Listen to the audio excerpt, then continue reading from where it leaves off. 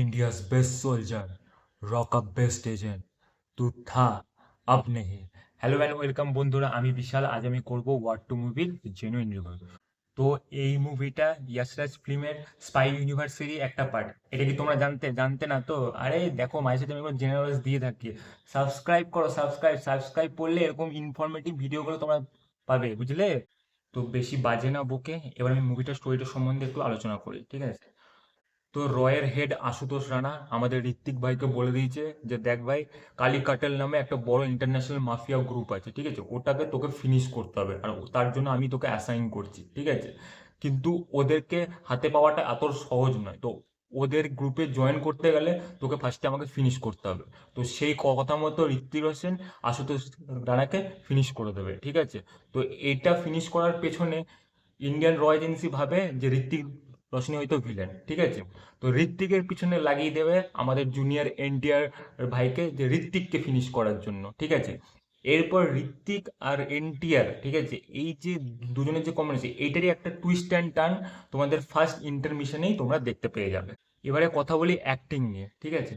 শুরুতে ঋত্বিকের যে এন্ট্রিটা আছে, ভাই সাহ, তুমি 180 টাকা দিয়ে টিকিট কাটো, চাই 250 টাকা দিয়ে টিকিট কাটো, ঠিক আছে? তো পুরো পয়সা ওসুল ওই ঋত্বিকের যে হেঁটে হেঁটে টেনে টেনে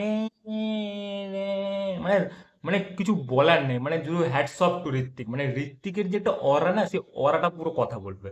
আর অপর দিকে হচ্ছে এনটিআর এর এন্ট্রি, ঠিক আছে? তো ততটাই তোমার দেখে লো বাজেট ভিএফএক্স মনে হবে, ঠিক আছে? তো মানে সিদ্ধার্থ আনন্দ করলে হয়তো বা অ্যাকশনটা ঠিকঠাক লাগতো।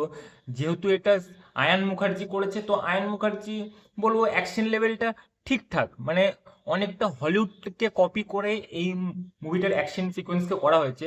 ফার্স্ট হাফের অ্যাকশনগুলো তোমাদের নো ডাউট ভালো লাগবে। সেকেন্ড হাফে তো অ্যাকশন কোথায়? এবারে কথা বলবো জানাবে আলী সংটা নিয়ে, ঠিক আছে? যেটা নিয়ে সবাই মোস্ট ক্রেজ ছিল ঋত্বিক আর এনটিআর এর কম্বিনেশন ডান্সটা নিয়ে। তো প্রথম কথা হচ্ছে গানটা একদমই ফালতু, ঠিক আছে? তো মানে তুমি মুভি থিয়েটার থেকে বেরোনোর সময়ই ভুলে যাবে যে আচ্ছা এরকম কোনো একটা গান শুনেছিলাম, ঠিক আছে? তো কিন্তু ঋত্বিকের যে ডান্স স্টেপটা, সমঝো জানাবি জানাবি জানাবে, আর ও মানে মারাত্মক মারাত্মক। এনটিআরটাও বলবো ঠিকঠাক, কিন্তু ঋত্বিক ভাই আলাদাই লেভেল। হ্যাঁ হ্যাঁ জানি, এরপর তোমরা কিয়ারার ওই বোল্ড সিনটার কথার জন্য তোমরা ওয়েট করে বসে আছো, ওটা কেমন লাগলো। হ্যাঁ, দেখো, ওই বোল্ড সিনটার জন্য কিয়ারা ঠিক আছে, বাকি ঋত্বিক আর কিয়ারার যে কেমিস্ট্রিটা দেখিয়েছে একদমই এভারেজ।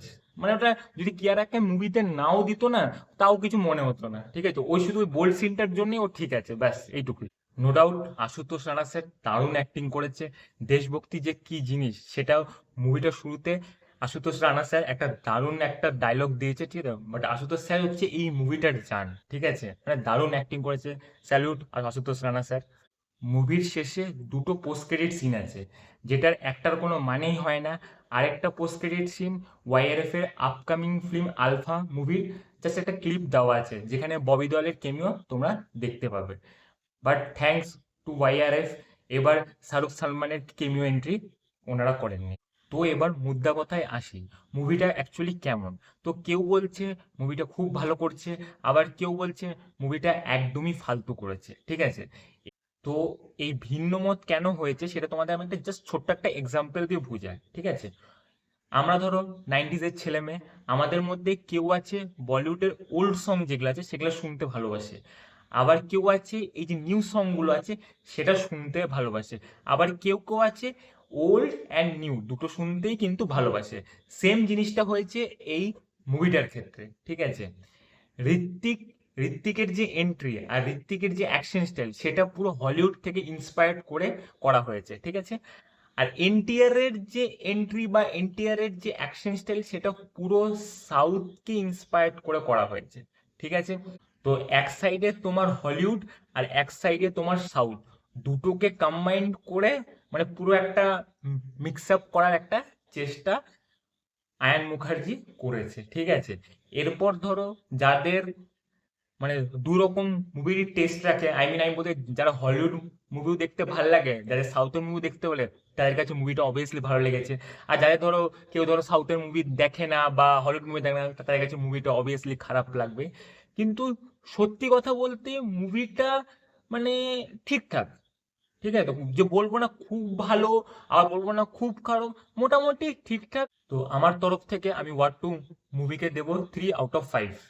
এবার তোমরা বলো তোমাদের ওয়ার টু মুভিটা কেমন লাগলো, কমেন্টে জানিও। দেখা হচ্ছে নেক্সট ভিডিওতে, টাটা।